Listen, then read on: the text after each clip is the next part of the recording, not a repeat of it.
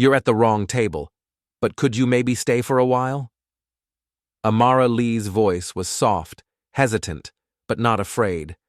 Her eyes, a clear, warm brown beneath dark coils, pulled into an elegant updo, met Kairo's with curiosity and something else, loneliness. She sat in a sleek, modern wheelchair, dressed in a pastel blue gown that looked both elegant and quietly defiant. The soft lighting of the fine dining restaurant cast a warm glow around her brown skin, but her smile held a quiet ache. Kairo Mensah froze mid-squat as he lowered himself into the chair, his work-worn hands hovering awkwardly over the linen napkin. He looked around in confusion. This is table 7, right?" he asked, holding up a crumpled paper with the number scrawled in pen. "It is," Amara replied, her lips curling slightly. "But you're probably not who I was supposed to meet tonight." Kairo scratched the back of his neck, his deep brown skin flushing slightly.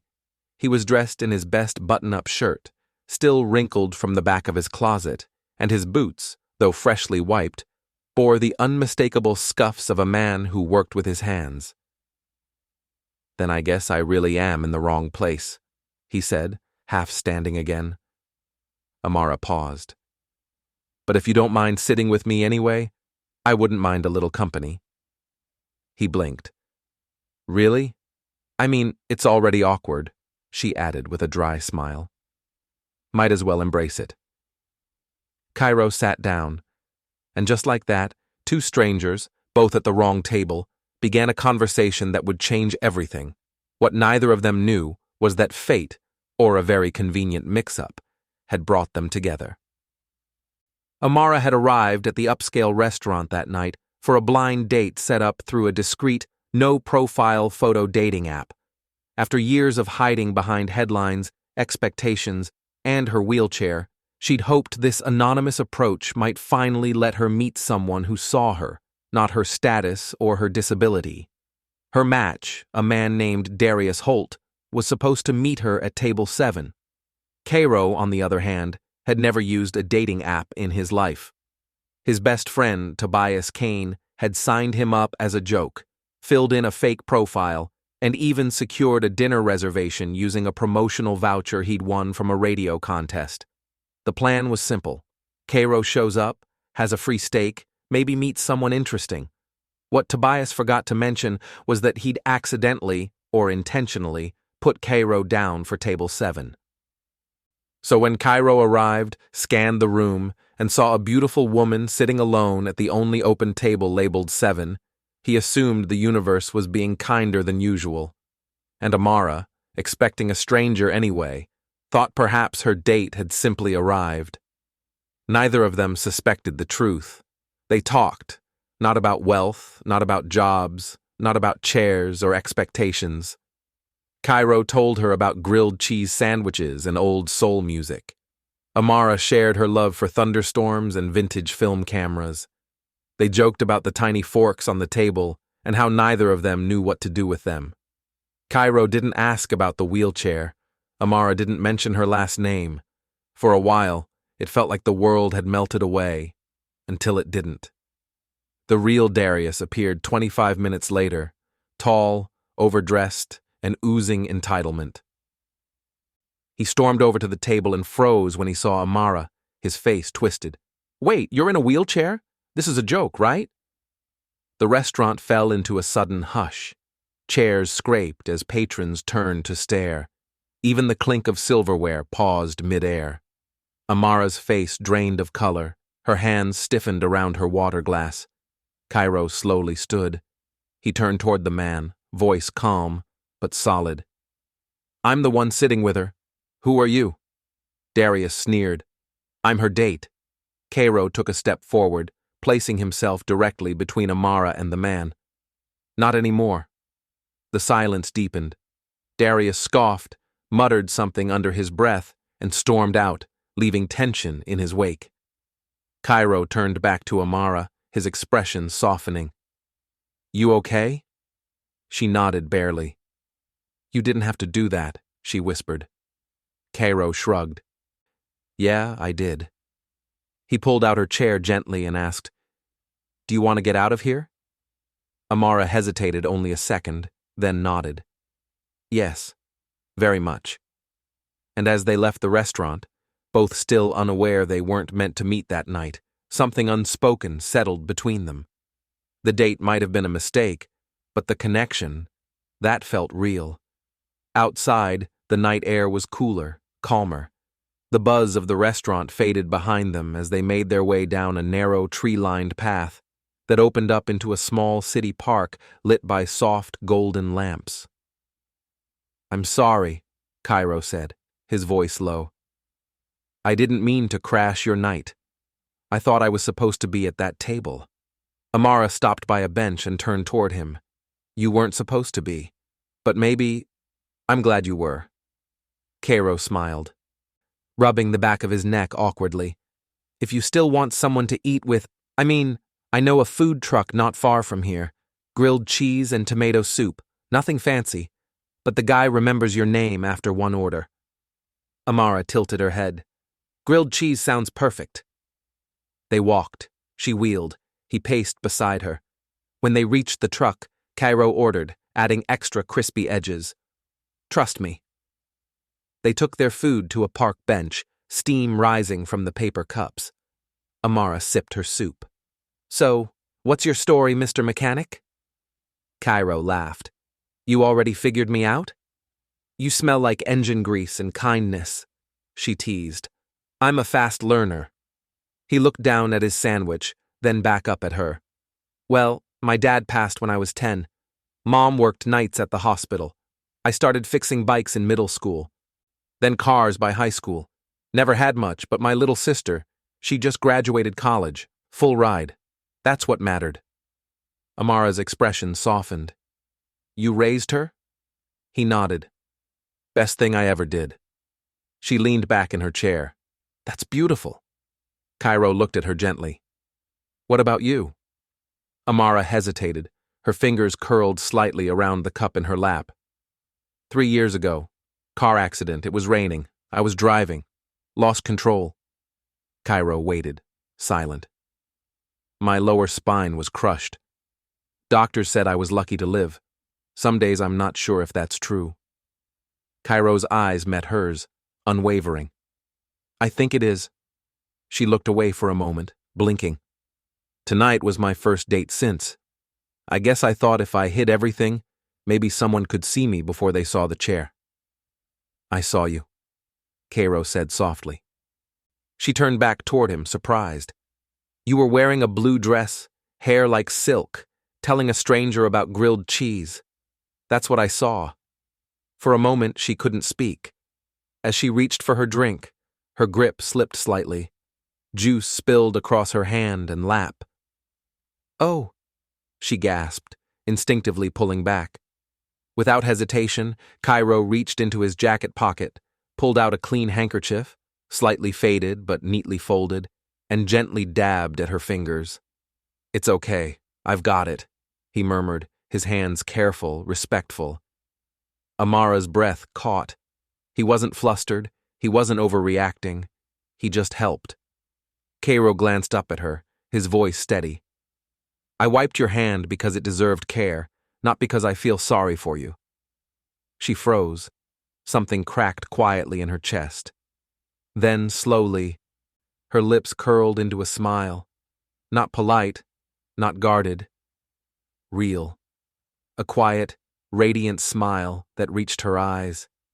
Kairo smiled back, folding the handkerchief and tucking it away. They finished their food in easy silence, letting the city hum around them. As they parted later that evening, Kairo offered, "I don't know what tomorrow is, but tonight, I'm really glad I sat at the wrong table."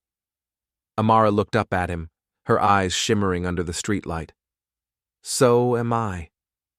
It began with coincidence, or what they still like to call coincidence, even after the third time. Kairo was already at the corner diner when Amara wheeled in one misty morning, her hair tied up in a loose bun, her brown skin glowing despite the early chill. He looked up from his coffee, surprised, and smiled like he'd been waiting all along. "Let me guess," he said. "Black coffee, 2 sugars and no pancakes because you're secretly judging me for mine. Amara laughed. I never said that. You didn't have to. It's in the eyes. She rolled her eyes and joined him anyway. From that morning on, they accidentally met at the same places. The diner with greasy hash browns. The park bench where the hot dog cart guy remembered Kairo's name. The tiny movie theater that still used reels. Sometimes Amara would pretend it was coincidence. Other times, she admitted she checked his garage window before deciding to go for a walk. Whatever it was, it felt easy. Kairo never asked why she was in a wheelchair. He never flinched when she struggled with a ramp or took a little longer. What he did ask was, "What's your favorite smell? Do you believe in soulmates? What's something no one knows about you?" And he always listened. Really listened. Like every word she said was a treasure map. One drizzly afternoon, she surprised him at the garage with a bag of lunch and a stolen hour of her day. He was changing a tire in the rain, sleeves rolled up, his dark skin glistening, his voice singing along to some old soul tune under his breath. She watched from the car for a minute before getting out. He looked up and grinned. "You brought food. I may love you." She smirked. "It's just grilled cheese." It's the gesture that counts. They sat under the garage awning, rain pattering on the tin roof, biting into their sandwiches. Kairo pulled off his gloves and leaned back. "You know, when I was a kid, I wanted to be an artist." Amara raised an eyebrow. "Really?" "Yeah, I used to sketch everything. Cars, trees, birds. Once I tried to draw my sister while she was crying, and she didn't talk to me for 3 days. She laughed. "Why'd you stop?" Kairo's smile faded a little. "We couldn't afford the supplies. My mom was working nights, and I had to help out more. Eventually, I traded pencils for socket wrenches."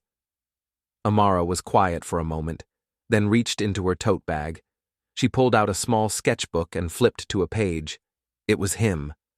Kairo crouched next to a car, rain pouring over him, muscles tense, expression focused. "You drew this?" he asked, stunned. She nodded. "I had to. You look like yourself." Kairo stared at the drawing, speechless.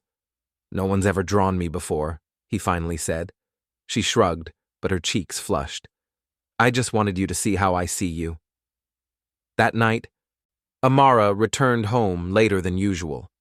When she opened her purse to put away her sketchbook, she found a small folded square of paper tucked between the pages. It was a note, written in Kairo's handwriting, firm, a little uneven, but unmistakably his. She unfolded it slowly, her breath catching as she read, "I'd choose your smile over 1,000 steps." Amara sat in stunned silence. Then, without meaning to, she began to cry. Not from sadness, but from the kind of deep, overwhelming gratitude that fills your lungs like wind and breaks you open in the most beautiful way. No one had ever said anything like that to her. No one had ever seen past the chair, the whispers, the walls. But Kairo had. The photo was grainy, but the headline was sharp enough to cut through steel. "Heiress caught slumming. Billionaire's daughter seen with grease monkey mechanic." Amara stared at the tabloid on her tablet. The image showed her laughing beside Kairo outside his garage, his hand gently resting on the back of her wheelchair. The caption beneath it read, "Love or lust for fortune." Her stomach twisted. She hadn't seen the flash, hadn't noticed the shadow.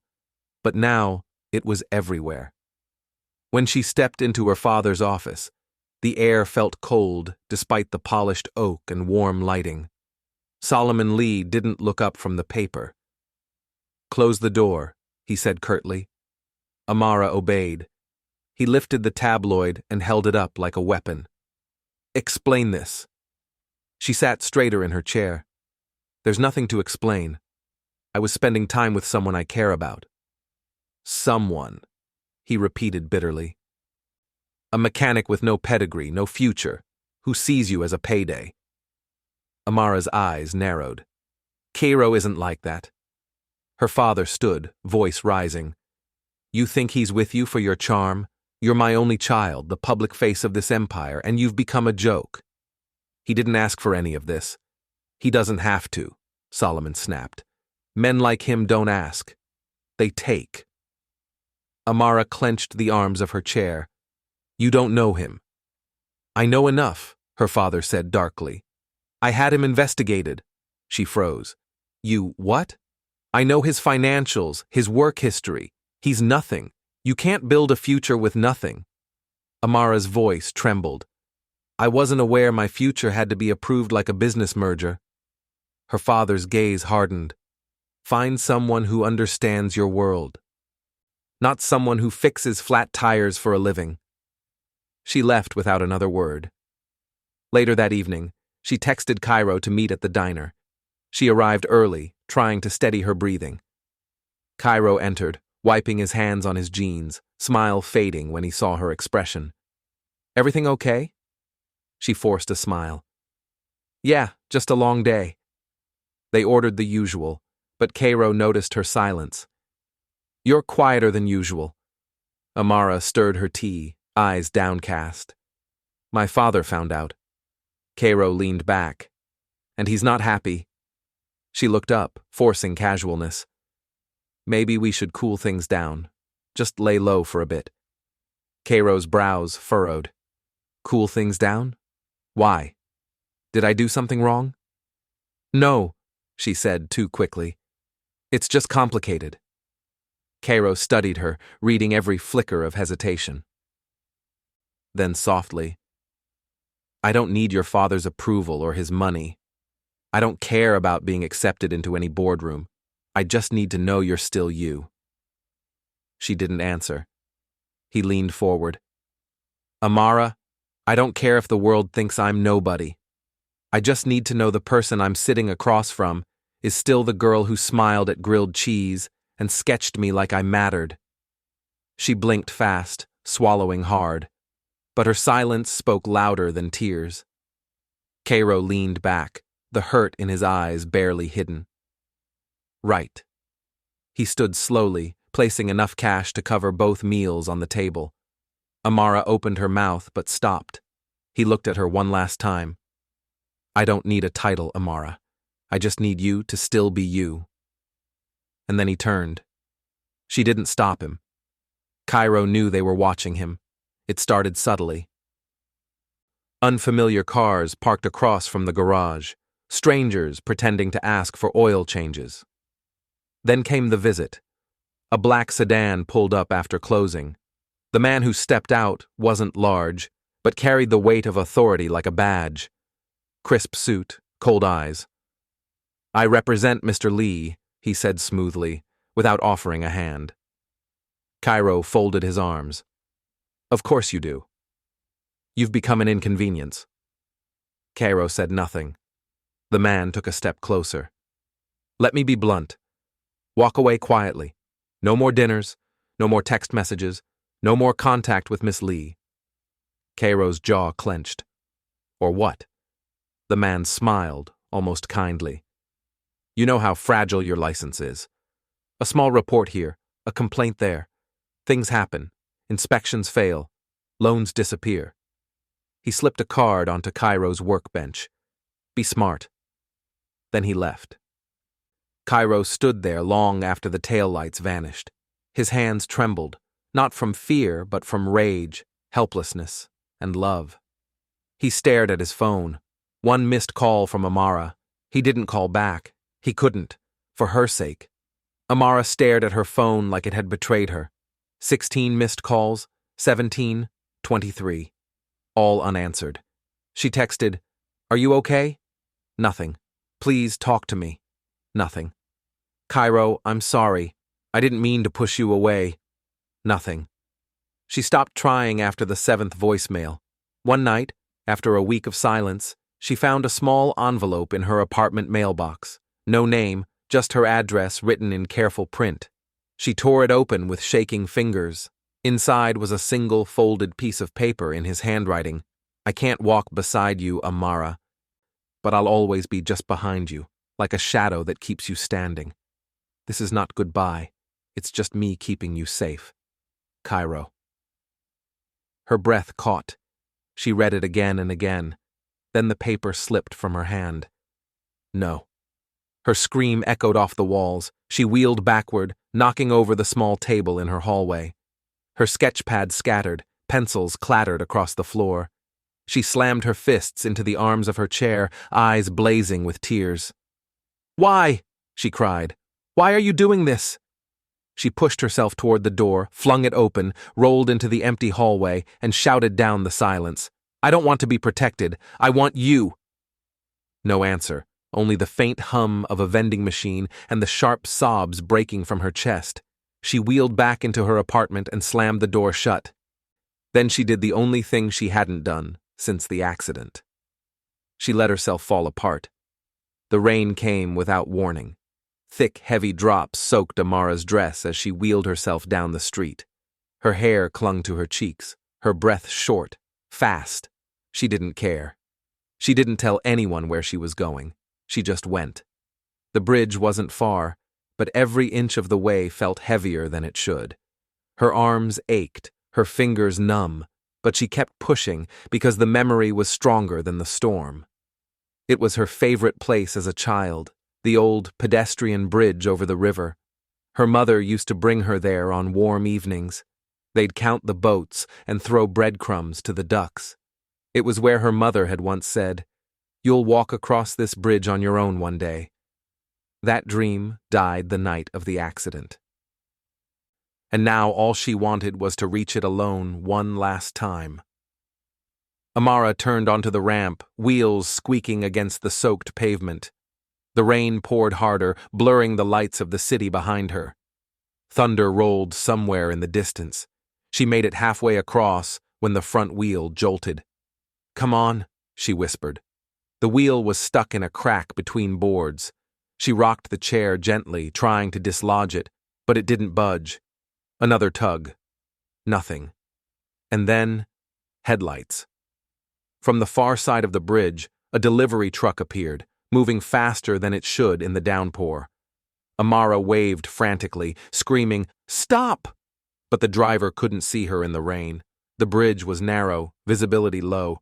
She yanked at the wheels again, panic rising in her throat. The truck was too close now, too fast, too late. Suddenly a shout cut through the storm. "I'm not ready to lose you again." A figure burst onto the bridge, sprinting through the rain. Kairo. His boots slammed against the wet wood, slipping once, catching himself, eyes locked on hers. Amara's lips trembled. "Kairo!" In one motion he reached her, grabbed the handles of her chair and yanked with all his strength. The wheel tore loose. He spun the chair out of the truck's path just as it screamed past, horn blaring. They tumbled to the side, crashing onto the walkway. Kairo's arms wrapped around her as they fell, shielding her body with his. The truck vanished into the rain. For a moment, there was only the sound of thunder, her heartbeat, and his breath against her ear. Amara clung to him, sobbing uncontrollably. Her fists gripped his soaked jacket. "I thought," she choked. "I thought you were gone for good." Kairo cupped her face, rain running down his fingers like tears. "I tried to be. I thought staying away would protect you." Her eyes searched his, desperate, raw. "I don't need protection," she whispered. "I need you." Kairo closed his eyes. "I couldn't stop thinking about you. Every second, every breath." Amara leaned forward, resting her forehead against his. "Then don't leave again." "I won't." They stayed like that for a long moment, rain falling around them like a curtain, shielding them from the world. Two broken hearts stitched together by a single, impossible moment. Kairo tightened his arms around her. "I love you, Amara." She looked up at him. "I love you too." They kissed, slowly, deeply, rain mingling with tears, pain fading into warmth. And somewhere deep in her chest, the weight began to lift. The Leigh estate was quiet when Amara returned. The rain from the night before had passed, leaving the garden glistening under pale morning sunlight. She rolled through the marble entryway, past portraits of her ancestors, none of them smiling. At the top of the stairs, her father's study door was open. Solomon Leigh sat at his massive desk, scanning papers. Amara entered, her hands calm but firm on the wheels. "Did you enjoy your walk in the rain?" he asked dryly.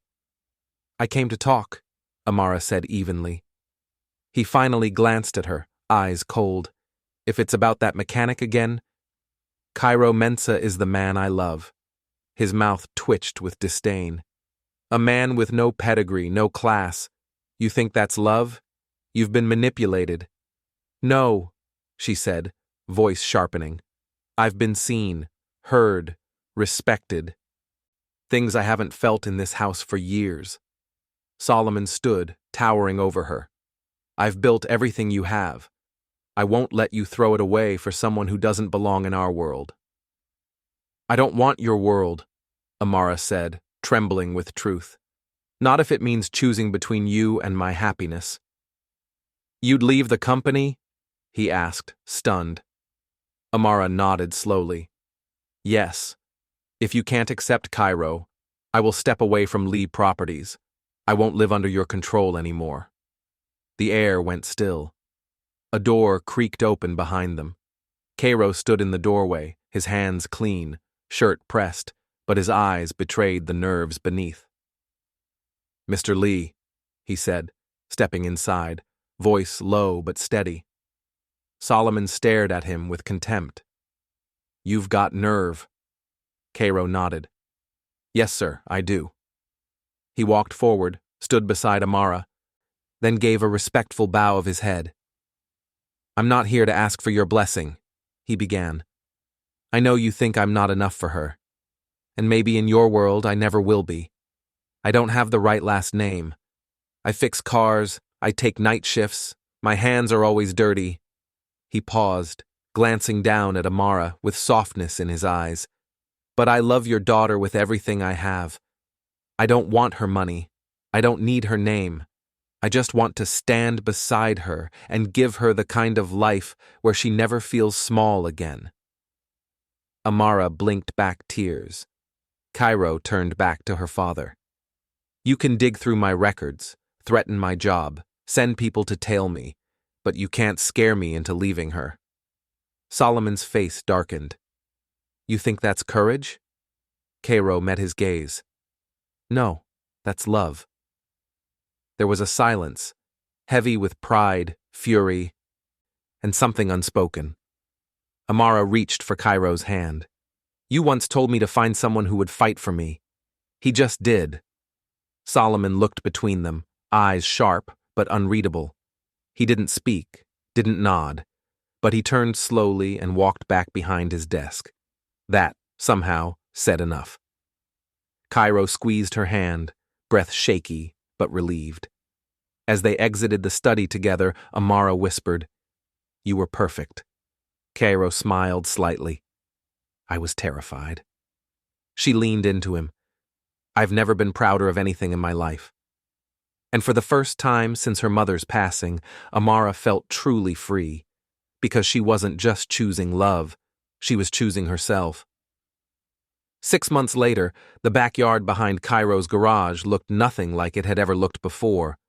Where there were usually scattered tires, rusted tools, and old car parts, now stood folding chairs, strings of fairy lights, wildflowers in mason jars, and a makeshift altar crafted from salvaged wood and polished metal. It was simple, it was imperfect, but it was theirs. The guests were a mix of worlds that never would have met before: mechanics in rolled-up sleeves, friends from the neighborhood, a few of Amara's college classmates, and surprisingly, a handful of people in tailored suits from Leigh Properties. But the only two people anyone was truly watching were standing at either end of the grassy aisle. Kairo stood beneath the altar, fidgeting nervously, wearing a dark vest over a white shirt, his tie slightly crooked the way Amara always teased him about. And then the music began. Amara appeared from behind the garage, holding tightly onto a silver-framed walker. Her dress was elegant but simple, white satin that shimmered like moonlight. Her dark coils were swept into a soft, elegant style, with loose curls framing her glowing brown face. The guests stood, gasping softly. Each step she took was slow, measured, and absolutely deliberate. One foot, then the other. She wasn't carried. She didn't roll. She walked. Kairo's eyes filled instantly with tears. When she finally reached him, he took her hand like it was something precious, something never to be taken for granted. "You walk to me," he whispered. Amara smiled, breathless and beaming. "I told you I would." They stood before the officiant, under the sun, surrounded by people who had doubted, disapproved, or simply hadn't understood. But none of it mattered anymore. Their vows were short, honest. Amara promised laughter and partnership, even on the days when healing felt too heavy. Kairo promised safety, patience, and a hand that would never let go. "I didn't fix your car," he said during his vows, voice cracking, "but I promise to keep holding the pieces of your heart, even when they feel broken." When the kiss came, it wasn't met with polite claps. It was met with wild cheers, loud whistles, and tears. So many tears. As the music resumed and the guests began to move toward the buffet tables, one man remained still. Solomon Leigh stood just beyond the altar, his suit immaculate, his expression unreadable. Kairo noticed him, hesitated, then approached slowly. Solomon looked at his daughter for a long moment, then shifted his gaze to Kairo. He didn't say much, just stepped forward, placed a firm hand on Kairo's shoulder, and said quietly, "Take care of her, that's all." Kairo nodded. "I will. Always." It wasn't affection. It wasn't approval. But it was enough. Later that evening, long after the chairs had been folded and the leftover cake packed away, Amara and Kairo stood at the edge of the ocean. They'd driven out to the coast alone, just the two of them. The stars were beginning to appear as the sun dipped below the horizon, casting golden light over the waves. Amara stood on the wooden boardwalk holding Kairo's hand. "Are you sure?" he asked gently. She nodded. "I've waited 3 years for this moment." Kairo helped her step down, her bare feet slowly touching the cool, soft sand. She gasped. "It's real," she whispered. He smiled. "You're standing on your own. First time since—" "I know," she said, tears brimming. Together, they walked barefoot, hand in hand, down to where the water kissed the shore. The ocean breeze wrapped around them like a blessing. Amara looked out at the horizon, then at the man beside her. "This," she said, "is better than any ballroom or private island." Kairo leaned in and whispered, "One step at a time. I've got you." She smiled, and they stayed there, feet in the sand, hearts at peace, knowing that no matter where life led them next, they'd face it together. Forever. Thank you for watching this heartfelt journey of love, resilience, and healing. Kairo and Amara's story reminds us that sometimes the wrong table leads us to the right person, and that love, when true, sees beyond circumstances.